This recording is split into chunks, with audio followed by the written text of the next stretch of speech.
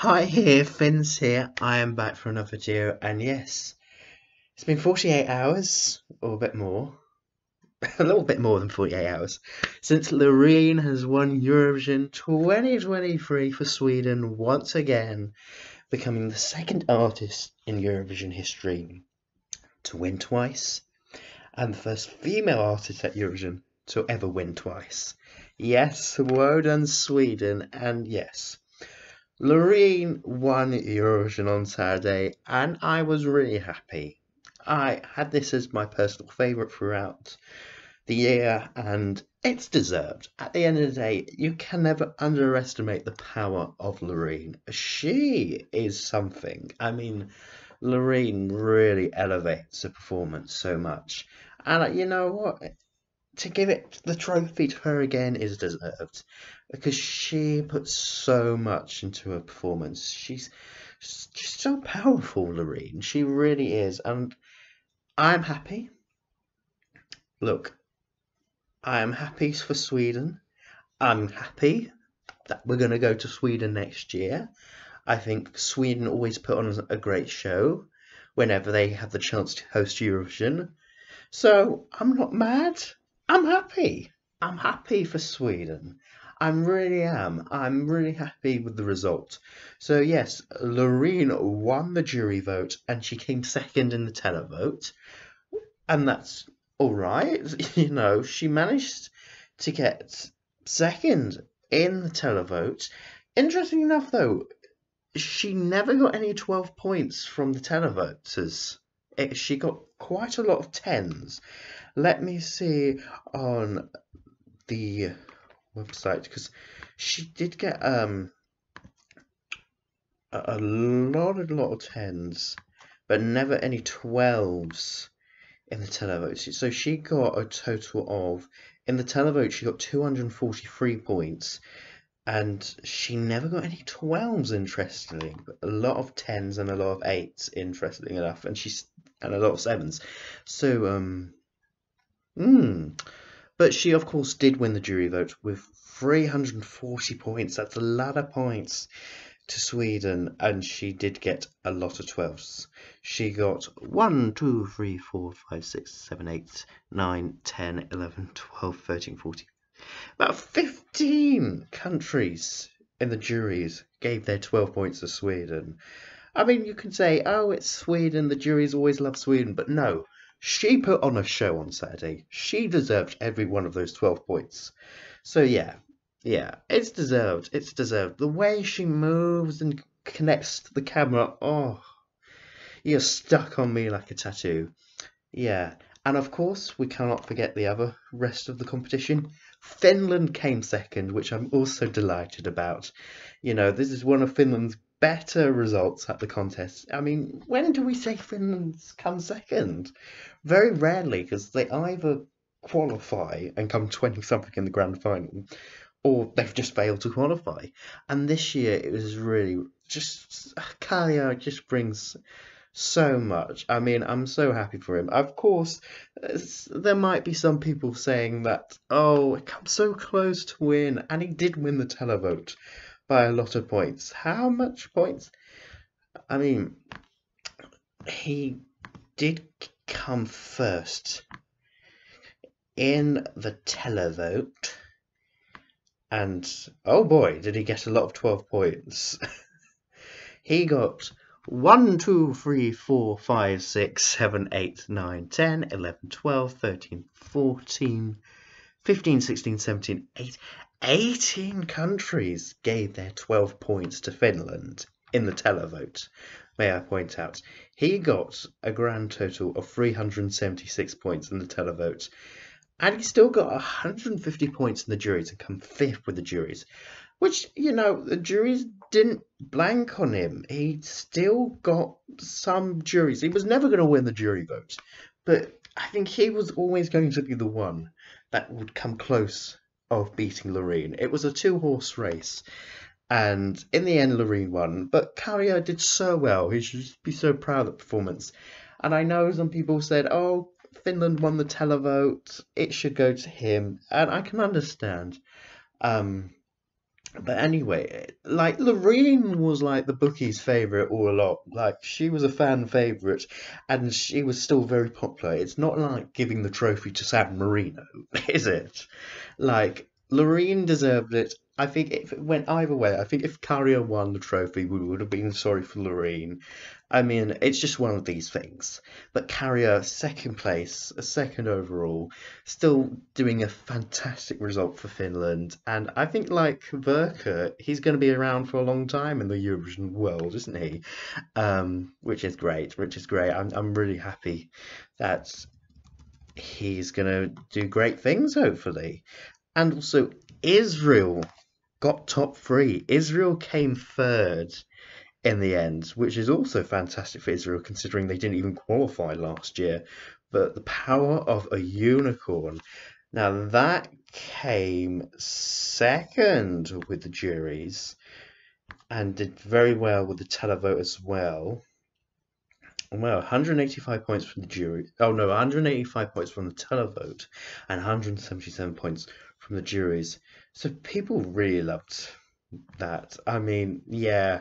And all those people saying, oh, it was 5 songs into one, it was never going to work. And it did. It got a top three result for Israel. And I think she just put on a show, you know. You want to see her dance? Never underestimate the power of a unicorn. And you know what? I think it was really well executed. You could call it a bit slick in places, but you know, that's what works at Eurovision. She put on a show. And 5 songs into one works for Israel. It didn't feel jarring to people watching for the very first time. It just worked. And people love a bop at Eurovision. And it worked. It worked. Noah Carell did Israel very proud on Saturday night, you know. Every time we're in the UK, like 1998 they won, Israel won. Like just go to the UK host Eurovision because Israel does always very well. But no, very well done to Israel there. The other results of the final were, if I just put it back on the main results on my screen, Italy came fourth. They did really well in the juries this time round. So people always say the jury's always blank Italy. Well, not this year. It isn't.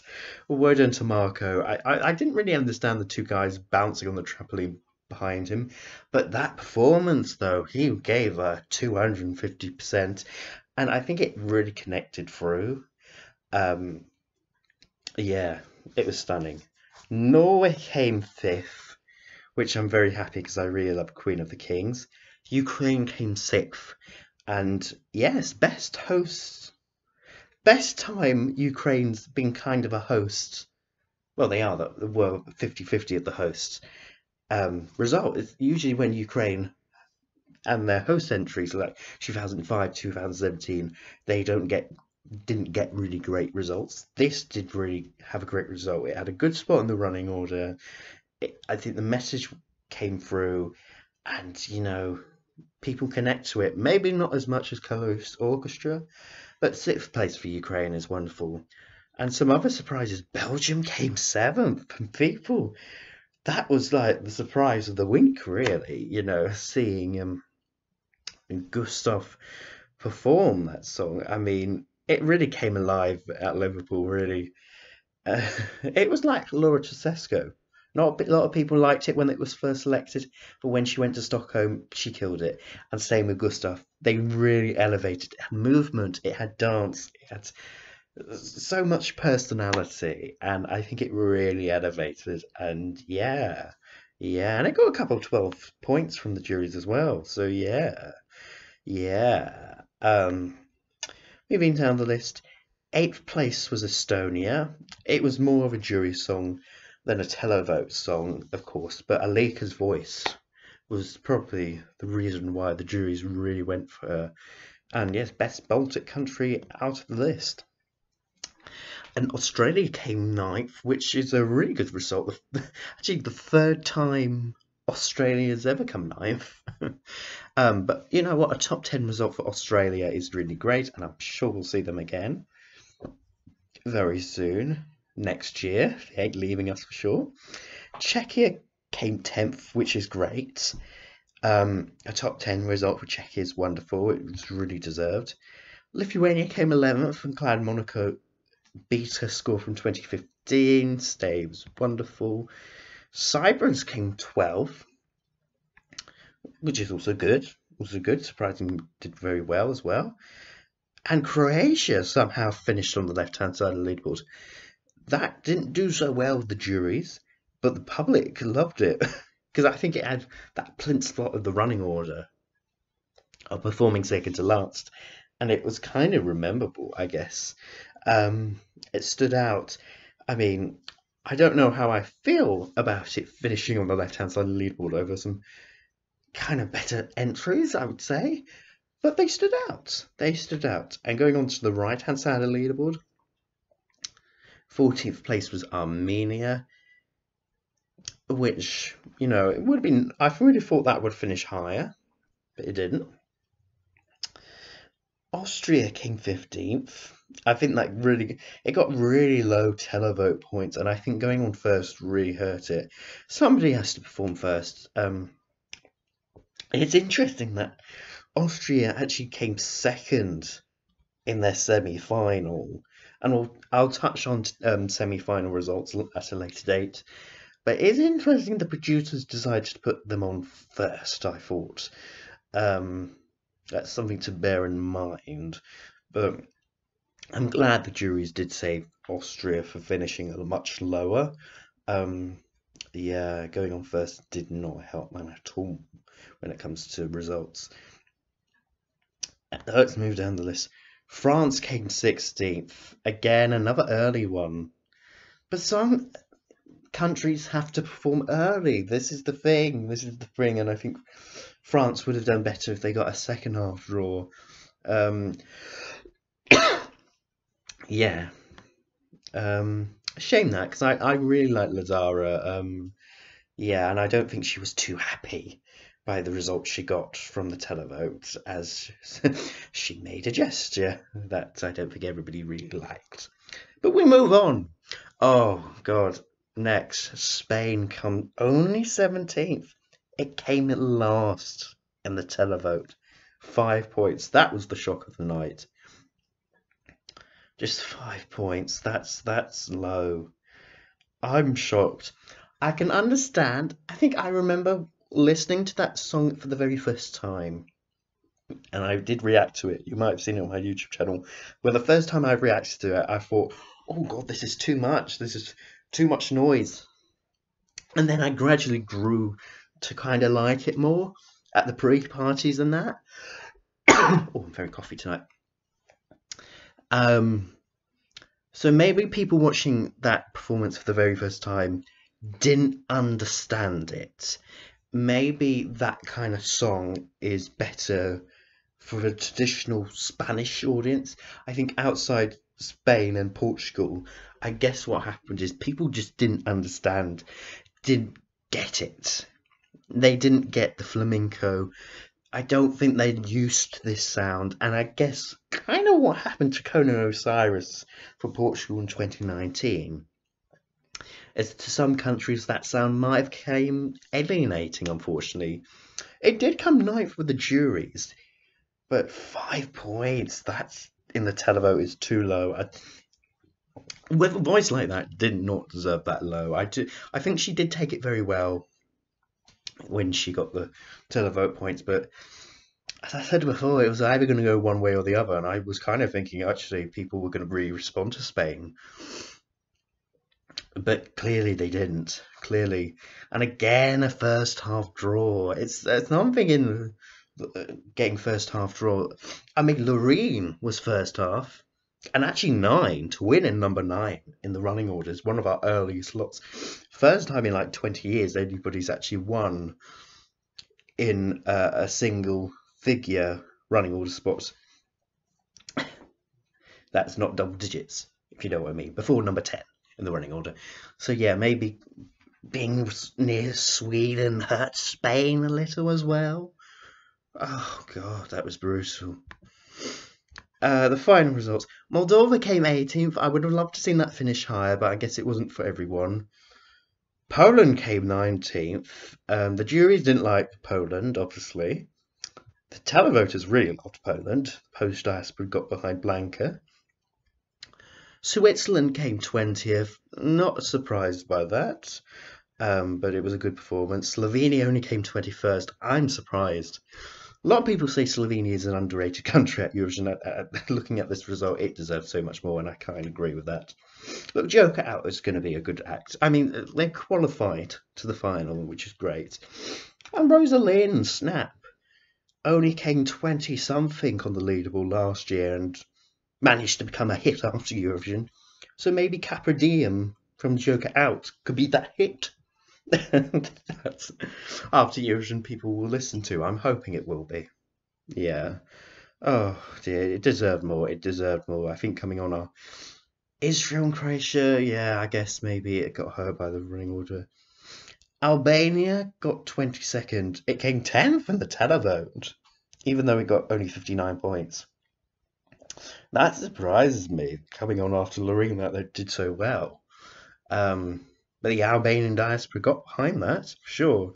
And it was the only Balkan ballad in the final, so it did stand out, I guess. Portugal came 23rd. Oh, I would have loved to seen that finish higher, but it had to perform in the number 2 spot. Again, though, who do you give the number 2 spot to? This is the thing. This is the thing. And going to the bottom 3 now, Serbia only came 24th. I thought that would finish much higher. I'm not so surprised the juries didn't rank it so high because it's not kind of a jury song. But I am surprised the televoters didn't put it higher. I'm surprised Croatia ended up being the best ex-Yugoslavic country this year. I thought it'd be switch Serbia and Croatia around. But maybe people just didn't get it. And again, another early one. But certainly, who wasn't early was the United Kingdom. They performed last and finished second to last with 24 points. Oh, we've got to talk about this. United Kingdom. What happened? Instead, I wrote a song. Look, Mae Muller is great. She's got a great personality. Look, she definitely wrote a great song, for sure. Look, the song was good. The staging was good. I just think on the night, vocally, she wasn't her strongest, I thought. She was a bit nervous, I felt. And I don't know whether performing last did something in that. Like she had to wait 2 hours to perform or something. And maybe there was a lot of pressure behind her. But I just felt like she didn't really... Well, she did improve from the rehearsal clip that I saw of her. She did, I think, did get better in the final. But still, I don't think she was her strongest on the night. And I think she was nervous. And I think what also hurt her chances was Noah Corral from Israel performing a little bit earlier from the UK. And you compare that to Israel and the UK and Noah singing with so much power and confidence. And then you look at May and like, yeah. And I didn't like the outfit. I mean, I don't think wearing black did her any favours. She's just faded in the background with a black background. It didn't really work. Yeah, the styling was not great. I think people just picked their favourites before the UK performed, and it's quite a shame. That was such a good song.